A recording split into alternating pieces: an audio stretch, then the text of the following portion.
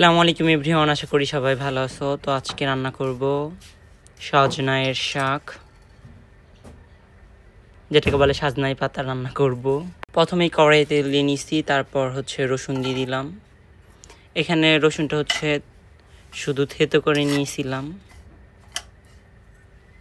যখন রসুনটা লাল লাল হয়ে গেছে তখন আমি এখানে কালো জিরে দিয়ে দিব, কিছু কালো জিরে দিয়ে দিলাম। তো এখন আমি তেলের মধ্যে মরিচের গুঁড়া আর হলুদের গুঁড়া দিয়ে দিতেছি। তারপর জিরা বাটা দিয়ে দিলাম।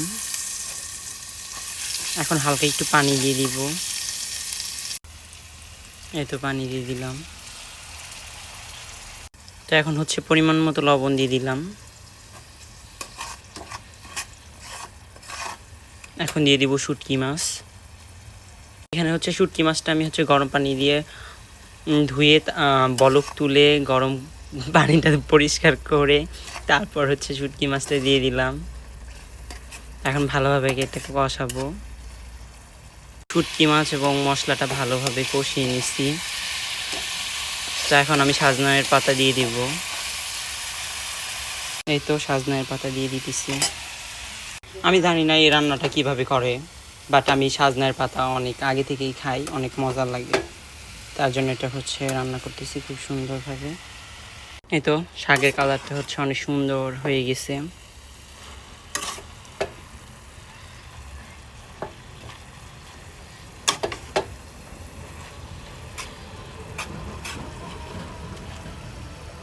এই তো রান্নাটা আমার হয়ে গেছে।